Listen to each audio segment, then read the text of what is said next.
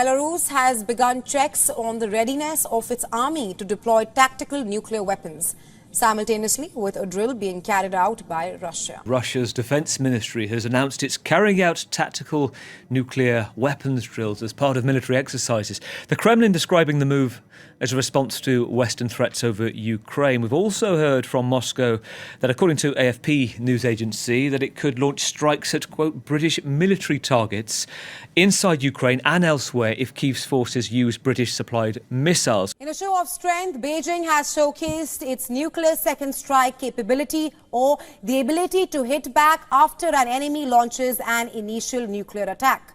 Interestingly, this comes just 2 days before U.S. Secretary of State Antony Blinken's Beijing and Shanghai visit. Dr. Oppenheimer, from all that you have said, it seems that when you contemplate the future, it is more with hope than with pessimism. Yes, I've tried to talk about the hopeful things. The unhopeful ones jump to everyone's mind. Will the Chinese change their views of human destiny and of the relations between them and us before or after they have the power to make major nuclear war? It's anybody's guess. Will the détente between the Russians and the West survive the strains of this time? Will they survive what's going on in Asia today? We don't know. There are 100 reasons for seeing no hope at all. However frail and however tentative and however limited, they do exist, and they look to me like a bridgehead to a livable future, but not without work.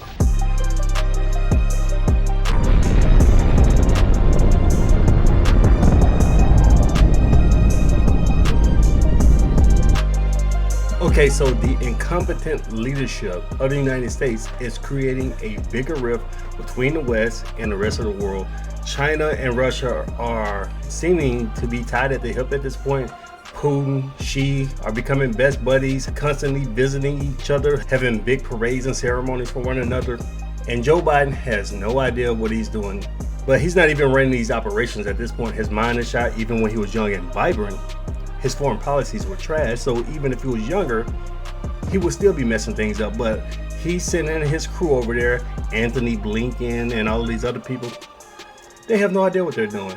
All they do is push BS policies that have failed for decades. These left-wing policies, these guys have no idea how to deal with these people. They just want to sit there and hurl insults and look good on camera. That's what the West is really concerned about. The West is all about, how does this make me look on TV?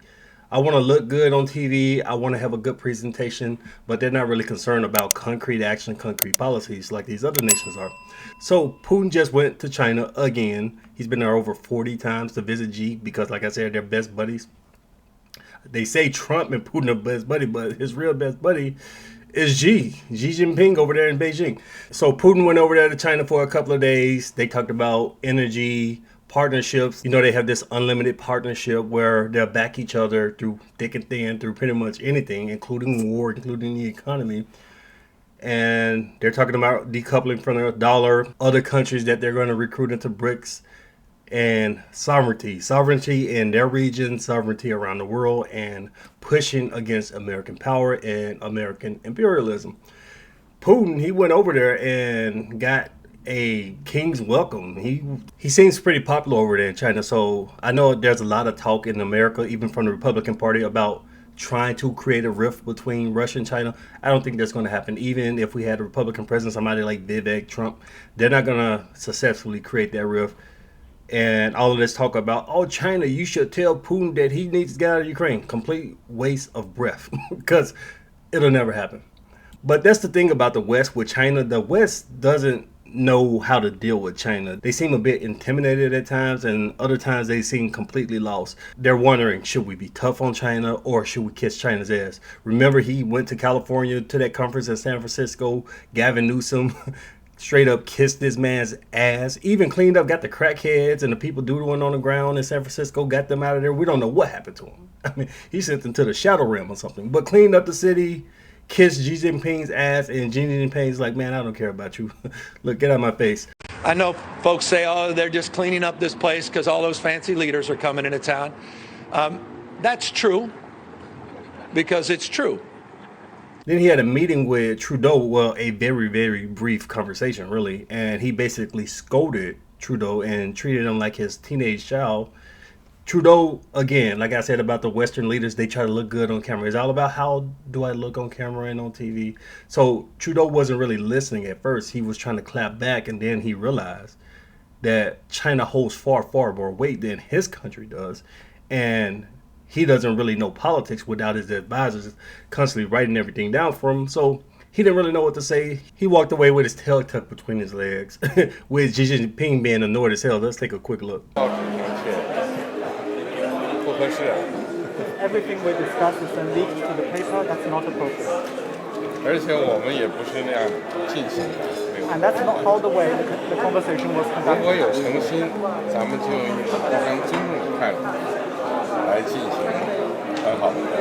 If there is sincerity on your part, free and open and frank dialogue, and that is what we will continue to have. We will continue to look to work constructively together, but there will be things we will disagree on, and we will have to continue. Let's create the conditions first.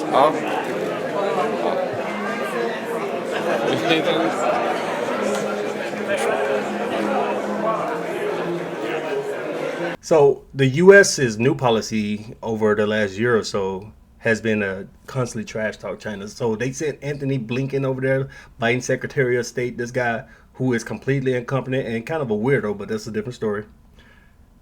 This guy went over there and briefly met Xi. Xi just met him out of formality, like, okay, I guess I'll shake this fool's hand.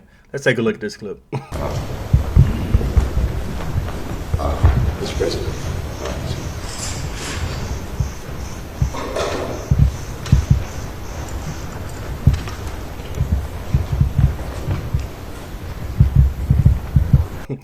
So definitely not a big welcome, just very formal. Okay, we won't be rude, but okay, whatever, you're here.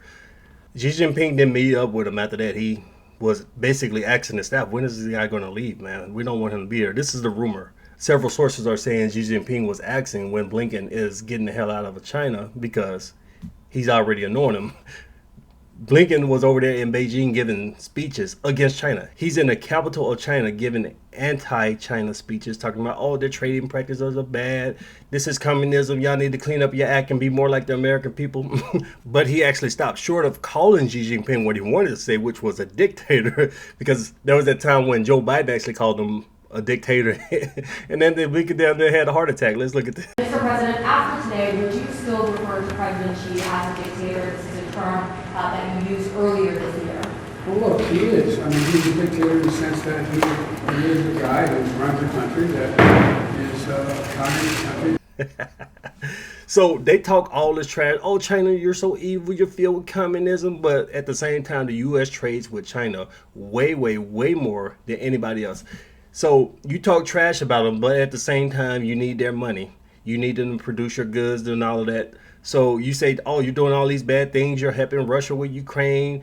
You're violating our patent laws, stealing our intellectual property.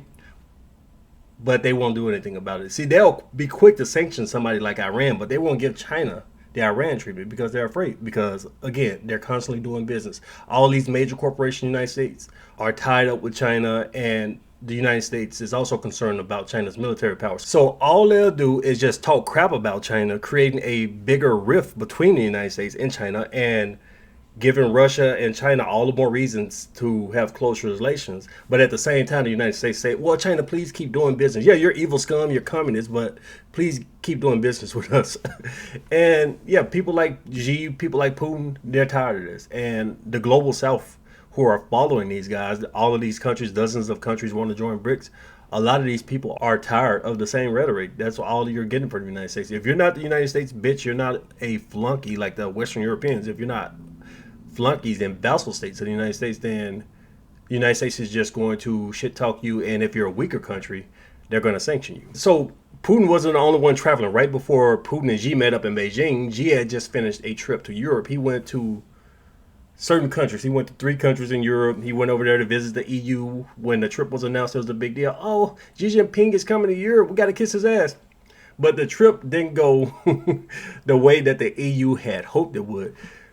Xi Jinping intentionally went to specific locations, 3 different locations in Europe, to expose these rifts that the West has, these issues going on in the West that nobody wants to talk about. He went to Serbia, and they said they have an ironclad bond. The Chinese and Serbs have an ironclad bond. Went to Hungary and said we have a golden friendship. But first he met with France, who China views as nothing more than a U.S. puppet. But let's take a quick look at Xi arriving in Serbia with a very warm welcome. Serbia has gone out of its way to make the Chinese leader feel at home. Arriving from France, where he held critical talks on trade and Russia, Xi Jinping has chosen one of China's most dedicated European friends for his second stop. So there are people over there in Serbia saying, oh, Kosovo is Serbia, Taiwan is China. And this visit to the Chinese leader to Serbia came on the anniversary of that decades ago attack by NATO, when NATO bombed Serbia and actually hit the Chinese embassy, killing Chinese nationals in Serbia. That definitely wasn't a coincidence. China is trying to send a message. He's cozying up with the Serbs. And we all know that the Europeans, the Western Europeans, the EU, they don't like Serbia. They don't want them in the EU. They don't want them in NATO. They don't want anything to do with them. And now all of a sudden, here's China getting a very warm welcome in Serbia on the anniversary of that attack, the whole Kosovo thing back in the 1990s. And Xi basically went off complaining. He went off on NATO, basically saying NATO is very hypocritical because they try to tell other people, oh, you're wrong, you can't do this. But at the same time, NATO will do it. And he's saying NATO is not a defense alliance, but a group of aggressors. So he left Serbia and went over to Hungary. And we know Viktor Orban, he's kind of closer to Putin. He's not some anti-Putin, anti-Russian clown like these people over there in Western Europe about to start World War III, especially Macron over there, talking about sending troops to Odessa and Belarus. But the EU last year, the EU wanted to send all this money to Ukraine just to waste it, throw money. I think it was about 50, 60 billion euros they wanted to send over there to Ukraine to go down the black hole or into some money laundering pits, and certain people will get rich off of it. But Viktor Orban, the Hungarians, they were holding out, and people were mad. People were recklessly calling for Hungary to be kicked out of the EU. Oh, you're terrible. You're a bunch of Putin puppets. You love Russia too much. We hate you. It was a bunch of that going on, bunch of anti-Hungarian rhetoric going on because Hungary was thinking for itself and what's in the best interest of its own nation and the best interest of Europe instead of trying to let this war continue. So there's a rift going on. Hungary is the least liked member of the EU.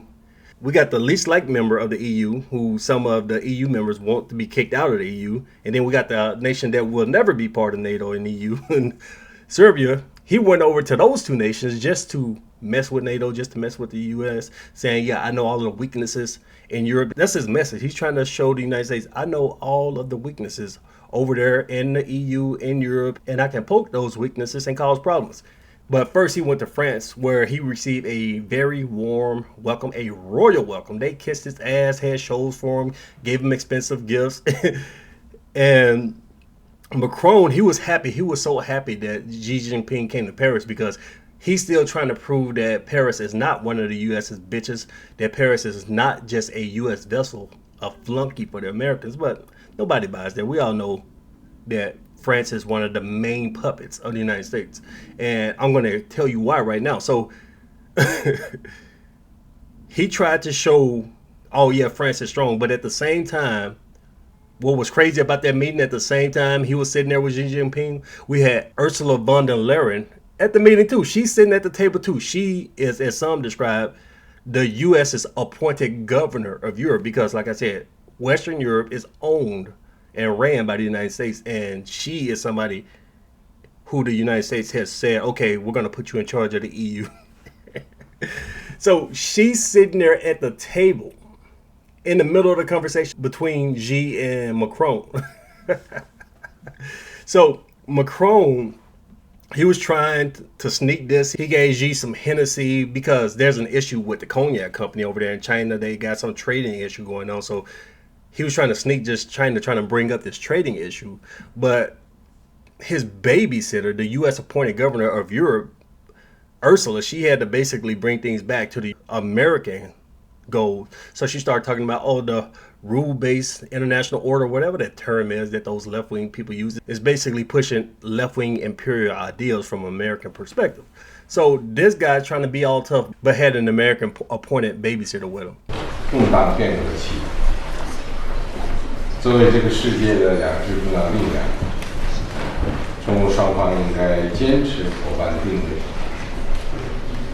坚持对话合作，深化战略沟通，增进战略互信，凝聚战略共识，开展战略协作，推动中欧关系稳定健康发展。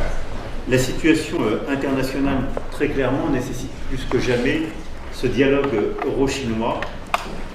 Et je l'ai encore exprimé récemment en parlant de notre Europe. Nous sommes à un tournant de notre histoire qui impose de faire face et de surmonter les difficultés structurelles, qu'il s'agisse des échanges économiques avec une logique de découplage qui serait néfaste, ou de notre responsabilité à assurer des règles équitables pour tous. Both China and the European Union have a shared interest in peace and security and in the effective functioning of the rules-based international order, especially against a backdrop of a very turbulent environment, be it in Europe, in the Middle East, or in East Asia. This meeting between Macron and Xi, they talked about, you need to tell Putin to get out of Ukraine. This is so terrible.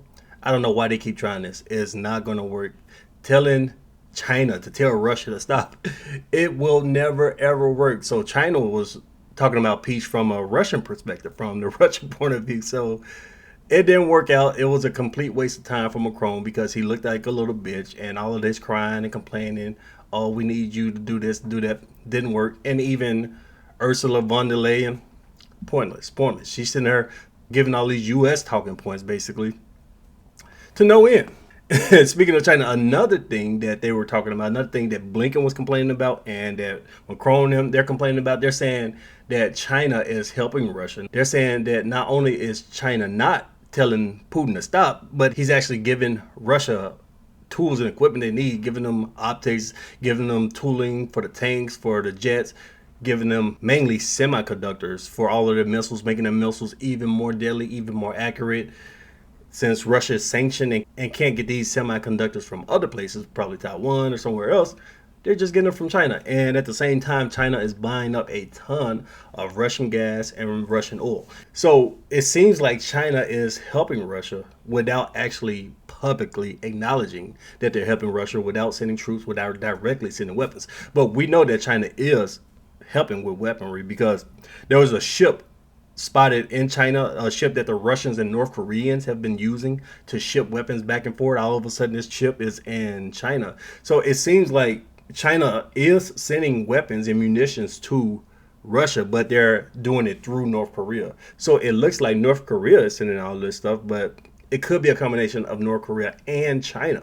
So China can help arm Russia. China can keep Russian economy up by buying up all of their oil. That's a win-win situation for both, without actually looking like they're directly aiding Russia in the war. So all Xi Jinping had to say to these people was, y'all need to respect sovereignty. China is against all these unilateral sanctions that the United States keeps hitting all these countries with. The United States in the West, his vassals, needs to respect all of these countries' sovereignty, whether that's in Africa, the Middle East, East Asia. China and Russia are going to protect the sovereignty of these weak countries that keep getting bullied, and they're going to continue to decouple. They're going to continue to pull nations away from the dollar, and they're going to weaken American strength, American might, because they're saying America is just using this to antagonize them and possibly cause a war against them. And I think there's a lot of truth to that. You have the United States building up massively a ton of assets in East Asia and the Pacific. They just deployed some land-based missile systems to their little island allies over there, the ones that they pay to rent space basically over there. Them little weak countries I talked about before, they just deployed some missiles there, and they're saying, well, no, this is, you know, training exercises with our allies. Those missiles are there for the sole purpose of hitting China, those long-range missiles. And we all know that. Just like they're building up, we know that British special forces are in Ukraine. Some French troops were killed in Ukraine. America has troops over there in Moldova, in Romania, in Poland, and we know that a lot of them are operating, special operations are operating out of the U.S. Embassy in Ukraine, but the United States will never publicly acknowledge that. They're trying to do it all covertly, but nobody's stupid. We know what's going on. And America and its vassals like the UK are calling for long-range attacks into Russia, hit Moscow, and hit other Russian assets. And Putin's response was, okay, how about I just push tactical nukes to the front line? So they ran some drills over there. The Russians, they ran tactical nuclear drills, making sure they're fully ready to hit Europe with dozens of tactical nukes if it comes down to that. So France is talking about invading Russia. UK wants to use Ukraine to hit inside of Russia with UK weapons, while the UK has special operators on the ground probably engaging in combat with Russians covertly. But Putin's response to this is, look, if you guys want to jump me, all of y'all want to sneak over here, all of y'all want to do this and that, and say y'all wanted to destroy me, I'll just rain down nukes over the entire continent. So he has tactical nukes at the front line and in Belarus ready to go. And here's the thing about these tactical nukes. He'll hit Europe with 50 to 100 of them, and these countries be wiped out. Some of them, they have nukes of their own, so I'm pretty sure France and UK, they'll be shooting back, and it's just going to be pretty nasty in there. And it will come down to the Americans, the strategic nukes.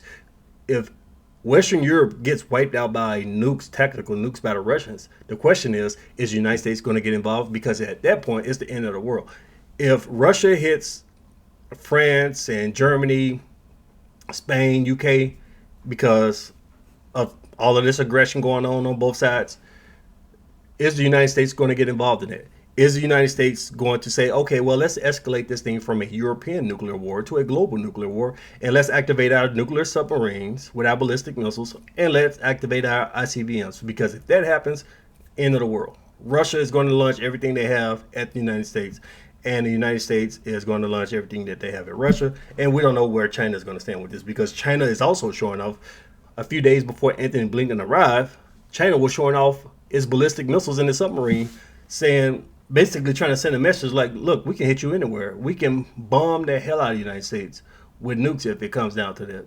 2 days ago, before Blinken's arrival, they released this video. The Chinese released the video showing off their nuclear power. This video features a Chinese nuclear submarine firing a ballistic missile on the high seas.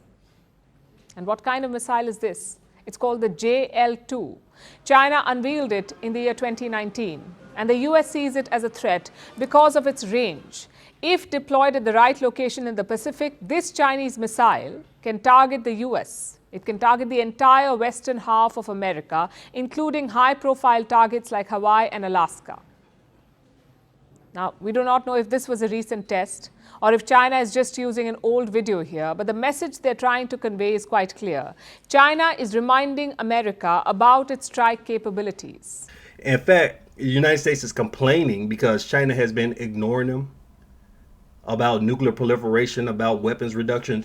The Chinese are actually building up their stockpile. The U.S. and Russians have been reducing their stockpiles over decades, very slowly over decades, with about 4,000 to 5,000 weapons each. China has about 500 weapons, and they're going to have up to 1,000 over the next 5 years or so. So they're becoming a full-blown superpower with the largest, most effective economy in the world, second largest population, and a massive nuclear stockpile, along with its very large military. They're going to be a full-fledged, full-blown superpower that won't be trifled with. It's going to be a global catastrophe if the United States keeps provoking China the way it has been over the next couple of years. So that's what's going on. These chess pieces are moving.